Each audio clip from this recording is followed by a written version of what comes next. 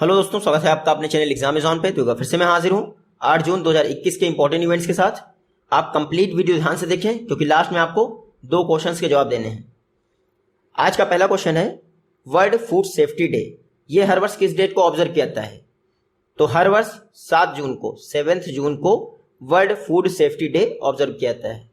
ये देख लीजिए, हर बार की तरह इस बार भी 7 जून को world food safety day observe किया गया। 7 जून को ये क्यों मनाया जाता है? ताकि लोगों को फूड रिलेटेड जो रिस्क होते हैं उसके विषय में अवेयर किया जाए। इस बार जो वर्ल्ड फूड सेफ्टी डे है उसका थीम क्या है? Safe food today for a healthy tomorrow. क्या है theme? Safe food today for a healthy tomorrow. हर बार 7 जून को वर्ल्ड फूड सेफ्टी डे मनाया जाता है। WHO की रिकमेंडेशन पर फूड एंड एग्रीकल्चर ऑर्गेनाइजेशन द्वारा 2019 में पहली बार 7 जून को वर्ल्ड फूड सेफ्टी डे मनाया गया था। तो याद रखिएगा, वर्ल्ड फूड सेफ्टी डे 7 जून को मनाया जाता है। कौन मनाता है? FAO, food and agriculture organization, जिसकी स्थापना हुई थी 16 अक्टूबर 1945 को। हेडक्वार्टर है रोम, इटली में। और FAO के DG कौन है? Q Dongyu. नेक्स्ट क्वेश्चन है 2021 का nature TTL photography award Thomas Vijayan को मिला है। किसको मिला है? थॉमस विजयन को। आपको पता है थॉमस विजयन किस स्टेट से बिलोंग करते हैं? तो ये बिलोंग करते हैं केरल से। बहुत इंपॉर्टेंट अवार्ड है। ये हैं थॉमस विजयन। इनको 2021 का नेचर TTL फोटोग्राफी अवार्ड मिला है। थॉमस विजयन कनाडा में रहते हैं लेकिन केरला के रहने वाले हैं, इतना याद रखिएगा। थॉमस विजयन को कौन सी फोटोग्राफ के लिए ये अवार्ड मिला है? तो एक फोटोग्राफ है जिसका टाइटल है the world is going upside down. क्या है फोटोग्राफ का title? The world is going upside down. ये देख लीजिए, ये वो पिक्चर है जिसके लिए थॉमस विजयन को ये अवार्ड मिला है। इसमें एक ओरंगटाउन है जो कि पेड़ पे चढ़ रहा है और उसकी इमेज नीचे तालाब में बन रही है। इसी पिक्चर के लिए थॉमस विजयन को 2021 का नेचर TTL फोटोग्राफी अवार्ड मिला है, इतना याद रखिएगा। अगर एग्जाम में आपसे ये पूछें कि young nature TTL photography of the year award किसको मिला है, तो young nature TTL photographer of the year award मिला है थॉमस ईस्टरब्रुक को, जो कि UK से बिलोंग करते हैं। तो थॉमस विजयन और थॉमस ईस्टरब्रुक दोनों का नाम याद रखिएगा। जो ये नेचर TTL अवार्ड है 2014 से दिया जा रहा है फोटोग्राफी की फील्ड में। नेक्स्ट क्वेश्चन है PM मोदी द्वारा 3 E100 एथेनॉल डिस्पेंसिंग स्टेशन किस शहर में इनॉग्रेट किए गए हैं? तो PM मोदी ने पुणे में 3 E100 एथेनॉल डिस्पेंसिंग स्टेशन का इनॉग्रेशन किया है। यह है प्राइम मिनिस्टर मोदी। इन्होंने E100 एथेनॉल डिस्पेंसिंग स्टेशन जो कि 3 है वो पुणे में इनॉग्रेट किए हैं वर्ल्ड इन्वायरमेंट डे यानी 5 जून को। देखिए, आप सभी को पता है गवर्नमेंट ऑफ इंडिया ने एथेनॉल ब्लेंडिंग का टारगेट 20% कर दिया है 2023 तक। उससे पहले 2025 था और इनिशियल तौर पर ये 2030 था। तो अब इंडिया में 2023 तक एथेनॉल ब्लेंडिंग 20% करनी है। 2014 में इंडिया में जो पेट्रोल में एथेनॉल ब्लेंडिंग था वो 1.5% था, लेकिन रिसेंट डाटा के हिसाब से 8.5% हो गया है, जो अब तक का हाईएस्ट है। तो याद रखिएगा, गवर्नमेंट ऑफ इंडिया और प्राइम मिनिस्टर मोदी द्वारा 3 E100 एथेनॉल ब्लेंडिंग स्टेशन कहाँ पे इनॉग्रेट किए गए हैं? पुणे में। नेक्स्ट क्वेश्चन है यॉन टैब स्कीम स्टूडेंट्स के लिए लॉन्च की गई है। आपको बताना है किस स्टेट या फिर यूनियन टेरिटरी द्वारा लॉन्च की गई है। तो यॉन टैब स्कीम इसको लॉन्च किया गया है लद्दाख द्वारा। लद्दाख के जो लेफ्टिनेंट गवर्नर हैं RK माथुर, इन्होंने यॉन टैब स्कीम लॉन्च की है। इसके तहत 12,300 टैबलेट्स स्टूडेंट्स को डिस्बर्स किए जाएंगे। इसमें क्या होगा? फर्स्ट फेज जो है यॉन टैब स्कीम का, उसमें क्लास 9th से लेकर क्लास 12th तक के स्टूडेंट्स को ये टैबलेट दिए जाएंगे। बाद में जो सेकंड फेज होगा उसमें क्लास 6 से लेकर क्लास 12 तक के स्टूडेंट्स को ये टैबलेट दिए जाएंगे। तो याद रखिएगा, Yon tab scheme Ladakh government की स्कीम है। लद्दाख की बात करें तो आप यहाँ मैप में देख सकते हैं, ये लद्दाख आर्टिकल 370 एबॉलिश होने के बाद ये एक यूनियन टेरिटरी बन गया है। लद्दाख में 2 डिस्ट्रिक्ट हैं, लेह और कारगिल। लेह इसकी कैपिटल है और कारगिल दूसरा डिस्ट्रिक्ट है। लद्दाख के लेफ्टिनेंट गवर्नर कौन है? RK माथुर। नेक्स्ट क्वेश्चन है innovating the net zero summit ये किस कंट्री में होस्ट की गई है या फिर ऑर्गेनाइज की गई है? तो innovating the net zero summit इसको चिली ने होस्ट किया है। किसने? चिली। ये देख लीजिए, सदर्न अमेरिका का एक कंट्री है चिली द्वारा innovating the net zero summit host की गई है। Innovating the net zero summit, इस दौरान 23 देशों ने मिलकर मिशन इनोवेशन 2.0 लॉन्च किया। तो जो चिली में innovating the net zero summit हो रही थी उस दौरान 23 देशों ने मिलकर मिशन इनोवेशन 2.0 लॉन्च किया। याद रखिएगा, मिशन इनोवेशन 2.0 इसका मेन पर्पज है क्लीन एनर्जी की फील्ड में रिसर्च एंड डेवलपमेंट के लिए इन्वेस्टमेंट प्रमोट करना। मिशन इनोवेशन 2.0 ये मिशन इनोवेशन इनिशिएटिव का सेकंड पार्ट है, और जो मिशन इनोवेशन इनिशिएटिव था उसको पेरिस एग्रीमेंट 2015 में लाया गया था। और ये मिशन इनोवेशन 2.0 कहाँ लाया गया है? चिली में innovating to the net zero summit में लाया गया है। याद रखिएगा, मिशन इनोवेशन 2.0 को प्रमोट करने के लिए गवर्नमेंट ऑफ इंडिया ने mission innovation clean tech exchange launch किया है। Mission innovation clean tech exchange किसने लॉन्च किया है? गवर्नमेंट ऑफ इंडिया ने। नेक्स्ट क्वेश्चन है 2019-20 के लिए परफॉर्मेंस ग्रेडिंग इंडेक्स किसने रिलीज किया है? तो 2019-20 के लिए परफॉर्मेंस ग्रेडिंग इंडेक्स हमारे एजुकेशन मिनिस्टर रमेश पोखरियाल ने लॉन्च किया है। ये देख लीजिए, रमेश पोखरियाल निशंक, इन्होंने 2019-20 के लिए परफॉर्मेंस ग्रेडिंग इंडेक्स रिलीज किया है। ये जो परफॉर्मेंस ग्रेडिंग इंडेक्स है ये 70 पैरामीटर पर आधारित होता है। 70 पैरामीटर होते हैं। स्कूल का एजुकेशन इकोसिस्टम कैसा है इसको चेक किया जाता है परफॉर्मेंस ग्रेडिंग इंडेक्स के द्वारा। तो 70 पैरामीटर्स होते हैं, याद रखिएगा। परफॉर्मेंस ग्रेडिंग इंडेक्स इसको कौन डेवलप किया है? Department of school education and literacy, जो कि एजुकेशन मिनिस्ट्री के तहत आता है। Department of school education and literacy, उसने परफॉर्मेंस ग्रेडिंग इंडेक्स को डेवलप किया है। परफॉर्मेंस ग्रेडिंग इंडेक्स पहली बार 2019 में पब्लिश हुआ था, 2017-18 के लिए, तब से ये हर साल पब्लिश हो रहा है। परफॉर्मेंस ग्रेडिंग इंडेक्स में ये स्टेट हैं जो टॉप पे हैं, आपको याद रखना है। नेक्स्ट क्वेश्चन है, इंडिया में 2020 से लेकर 2025 तक एथनॉल ब्लेंडिंग का रोड मैप कैसा होना चाहिए, इस पर जो एक्सपर्ट कमेटी बनी थी उसकी रिपोर्ट को किसने प्रिपेयर किया है? तो इंडिया में 2020 से लेकर 2025 तक एथनॉल ब्लेंडिंग पर रोड मैप के लिए एक्सपर्ट कमेटी की रिपोर्ट को नीति आयोग ने प्रिपेयर किया है। किसने? नीति आयोग ने। ये देख लीजिए, हमारे प्राइम मिनिस्टर मोदी द्वारा रिसेंटली एक रिपोर्ट रिलीज की गई है जो कि एक्सपर्ट कमेटी द्वारा बनाई गई थी कि इंडिया में 2020 से लेकर 2025 तक एथनॉल ब्लेंडिंग का रोड मैप क्या होना चाहिए। ये रिपोर्ट वर्ल्ड इन्वायरमेंट डे यानी 5 जून को रिलीज की गई है। इस रिपोर्ट का थीम था promotion of biofuels for better environment. तो याद रखिएगा, report of the expert committee on road map for ethanol blending in India 2020-2025। ये रिपोर्ट नीति आयोग ने प्रिपेयर की है मिनिस्ट्री ऑफ पेट्रोलियम के साथ मिलकर, और ये रिपोर्ट रिलीज की है प्राइम मिनिस्टर मोदी ने। नीति आयोग चर्चा में है, तो याद रखिएगा, नीति आयोग द्वारा तीसरा एडिशन रिलीज किया गया है SDG इंडिया इंडेक्स का। उसको टॉप किया है केरला ने। नीति आयोग 2015 में स्थापित हुआ था योजना आयोग की जगह पर, और इसके एक्स ऑफिशियल चेयरपर्सन कौन होते हैं? Prime minister. उसके अलावा 4 एक्स ऑफिशियल मेंबर होते हैं नीति आयोग में, और 2 पार्ट टाइम मेंबर होते हैं। नीति आयोग के चेयरपर्सन मैंने बता दिए, वाइस चेयरपर्सन है राजीव कुमार, CEO हैं अमिताभ कांत, इतना याद रखिएगा। और SDG जो गोल्स हैं उसके लिए इंडिया में नोडल एजेंसी है नीति आयोग। नेक्स्ट क्वेश्चन है, सर्जियो पेरेज, रेड बुल के ड्राइवर हैं सर्जियो पेरेज, इन्होंने अजरबैजान ग्रैंड प्रिक्स को जीत लिया है। आपको पता है सर्जियो पेरेज किस कंट्री से बिलोंग करते हैं? तो सर्जियो पेरेज मैक्सिको से बिलोंग करते हैं। कहाँ से? मैक्सिको से। ये हैं सर्जियो पेरेज, मैक्सिको से बिलोंग करते हैं और रेड बुल के ड्राइवर हैं। इंपॉर्टेंट यही है सिर्फ कि सर्जियो पेरेज किस गाड़ी के ड्राइवर हैं? रेड बुल के, और मैक्सिको से बिलोंग करते हैं। इन्होंने अजरबैजान ग्रैंड प्रिक्स को जीत लिया है।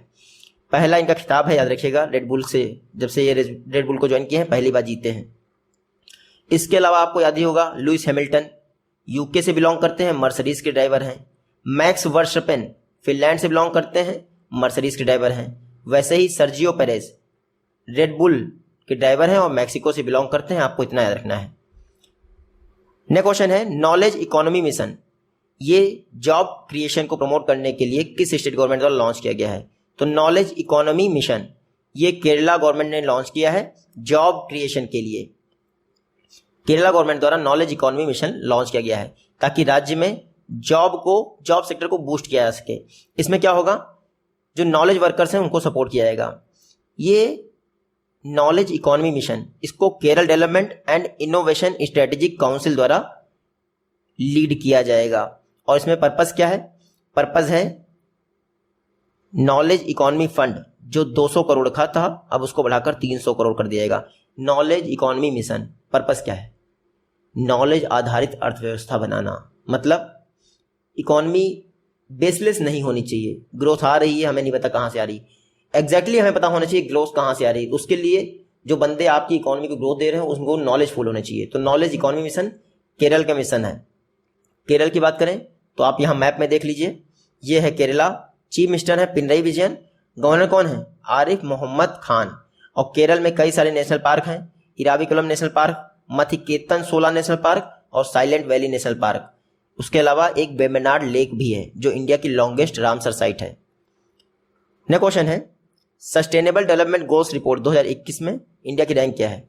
तो सस्टेनेबल डेवलपमेंट गोल्स रिपोर्ट 2021 में इंडिया की रैंक है 117। इंडिया को 2 प्लेसेस का नुकसान हुआ है, पहले ये रैंक थी 115, अब हो गई है 117।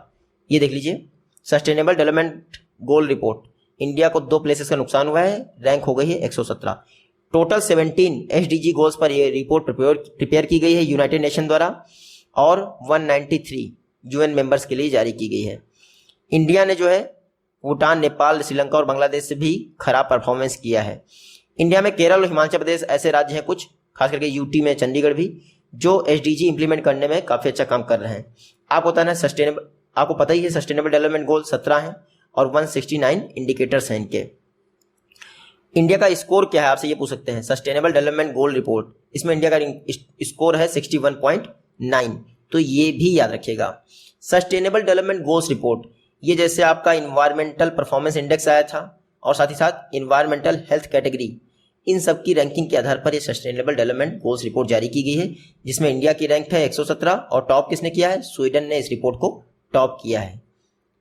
नेक्स्ट क्वेश्चन है एचएसबीसी इंडिया ऑपरेशंस के लिए सीईओ कौन अपॉइंट किए गए हैं। तो एचएसबीसी इंडिया ऑपरेशन के लिए हितेंद्र दवे, कौन, हितेंद्र दवे, ये देख लीजिए, ये हैं हितेंद्र दवे, इनको एचएसबीसी इंडिया ऑपरेशन के लिए सीईओ अपॉइंट किया गया है। नाम याद रखिएगा, Hitendra Dave HSBC India operation के लिए सीईओ अपॉइंट हुए हैं।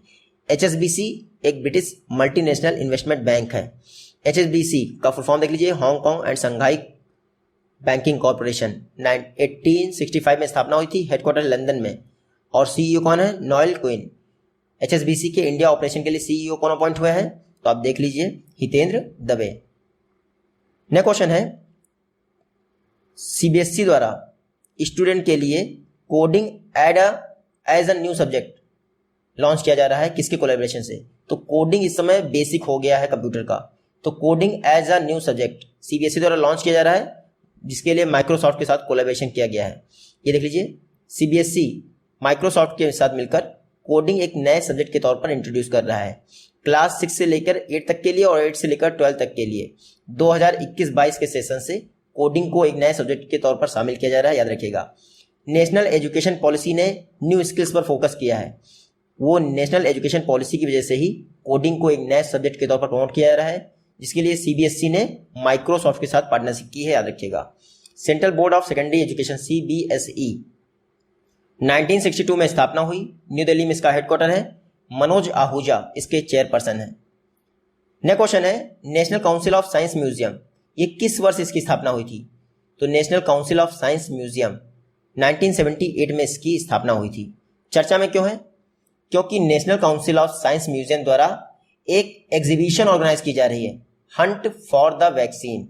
हंट फॉर द वैक्सीन एक एग्जीबिशन है, प्रदर्शनी है, जिसको national council of science museum द्वारा साइंस म्यूजियम ग्रुप के साथ मिलकर ऑर्गेनाइज किया जा रहा है। साइंस म्यूजियम ग्रुप कहाँ है, लंदन में है। तो साइंस म्यूजियम ग्रुप के साथ मिलकर national council of science museum Hunt for the vaccine exhibition को ऑर्गेनाइज कर रही है। Hunt for the vaccine exhibition, इसमें क्या होगा, वैक्सीन को सर्च करने के लिए जितने भी आज तक कोशिशें की गई हैं उनको एक प्रदर्शनी में दिखाया जाएगा। तो Hunt for the vaccine exhibition कौन ऑर्गेनाइज कर रहा है, national council of science museum. National council of science museum ministry of culture के तहत कार्य करता है, कोलकाता में इसका हेडक्वार्टर है, 1978 में इसकी स्थापना हुई थी। नेक्स्ट क्वेश्चन है सामी खेदिरा जर्मनी के हैं। सामी खेदिरा इन्होंने रिटायरमेंट अनाउंस कर दिया है, किस गेम से रिलेटेड है। तो सामी खेदिरा फुटबॉल से रिलेटेड है, ये देख लीजिए, ये हैं सामी खेदिरा, फुटबॉल से रिलेटेड हैं और इन्होंने अभी अपना रिटायरमेंट अनाउंस कर दिया है। रियल मैड्रिड से भी इन्होंने खेला है, खैर वो इंपॉर्टेंट नहीं है। सामी खेदिरा याद रखिएगा, रिटायरमेंट अनाउंस किया, जर्मनी से बिलोंग करते हैं और फुटबॉल से रिलेटेड हैं। फुटबॉल की बात आई है तो फीफा का याद रखिएगा, 1904 में फीफा की स्थापना हुई थी, ज्यूरिक में इसका हेडक्वार्टर है। और प्रेसिडेंट है जियानी इन्फेंटिनो। कौन? Gianni Infantino. नेक्स्ट क्वेश्चन है, RBI reserve bank of India द्वारा विश्ववीर आहूजा को आरबीएल बैंक का एमडी एंड सीईओ कितने समय के लिए बनाया गया है? तो विश्ववीर आहूजा ये 1 वर्ष के लिए आरबीएल बैंक के एमडी एंड सीईओ बने हैं। ये हैं विश्ववीर आहूजा, ये आरबीएल बैंक के एमडी एंड सीईओ बने हैं 1 वर्ष के लिए, याद रखिएगा, विश्ववीर आहूजा आरबीएल बैंक के एमडी एंड सीईओ। आरबीआई ने जो है इनको अपॉइंट किया है। इससे पहले जो विश्ववीर आहूजा जी हैं वो बैंक ऑफ अमेरिका के सीईओ थे। आरबीआई याद ही होगा कि मैंने आपको 2 दिन पहले बढ़ाया था कि आरबीआई ने सिडबी को 16,000 करोड़ रुपए दिए हैं रेपो रेट पर, और इंडिया के में रेपो रेट क्या है इस समय? 4.00%। आरबीएल बैंक की बात आई तो याद रखिएगा 1943 में स्थापना हुई थी, मुंबई में इसका हेडक्वार्टर है, और एमडी एंड सीईओ कौन बन गए हैं? विश्ववीर आहूजा। नेक्स्ट क्वेश्चन है, यूनाइटेड नेशन के CEO water mandate initiative, CEO water mandate initiative के साथ किस इंडियन पीएसयू ने साइन किया है? तो यूनाइटेड नेशन के सीईओ वाटर मैंडेट की सिग्नेटरी बन गई है एनटीपीसी। ये देख लीजिए, एनटीपीसी लिमिटेड जो कि मिनिस्ट्री ऑफ पावर में काम करती है, उसके द्वारा UN global compact CEO water mandate को साइन कर दिया गया है। सीईओ वाटर मैंडेट ये यूनाइटेड नेशन का एक इनिशिएटिव है एफिशिएंट वाटर मैनेजमेंट के लिए। तो याद रखिएगा सीईओ वाटर मैंडेट ये यूनाइटेड नेशन का इनिशिएटिव है ताकि वाटर से रिलेटेड बेहतरीन पॉलिसीज बनाई जाए। तो एनटीपीसी भी अब इसका पार्टनर हो गया है, इसका मतलब वो भी वाटर कंजर्वेशन पर ध्यान देगा। और आपसे एग्जाम में पूछ ले कि सीईओ वाटर मैंडेट किसका इनिशिएटिव है? तो यूनाइटेड नेशन का इनिशिएटिव है। एनटीपीसी ने साइन किया, तो एनटीपीसी की बात कर लेते हैं, national thermal power corporation limited. 1975 में स्थापना हुई थी, न्यू दिल्ली में इसका हेडक्वार्टर है। चेयरमैन एंड एमडी कौन है? गुरदीप सिंह। लास्ट क्वेश्चन है आज का, नरेंद्र बरगता और लीमा बेलो दोनों का निधन हो गया है, देख लेते हैं। ये कौन है? ये हैं आपके नरेंद्र बरगता पॉलिटिशियन है, बीजेपी के पॉलिटिशियन है, हिमाचल प्रदेश से बिलोंग करते हैं, कोविड से निधन हो गया। तो याद रखिएगा नरेंद्र बरगता, रिसेंटली इनका निधन हो गया। ये कौन है? ये हैं लीमा बेलो, ये पोर्चुगल के पॉलिटिशियन हैं, नाविक हैं, सेलर, इंटरनेशनल ओलंपिक कमेटी के भी मेंबर रह चुके हैं, पोर्चुगल के हैं लीमा बेलो। तो सेलर है, नाविक, इतना याद रखिएगा, लीमा बेलो। ये आज की वीडियो से क्वेश्चन है, आप इजीली इन दोनों का जवाब दे पाएंगे। जल्दी ही मिलते हैं आपसे अपनी नेक्स्ट वीडियो में, तब तक के लिए टेक केयर।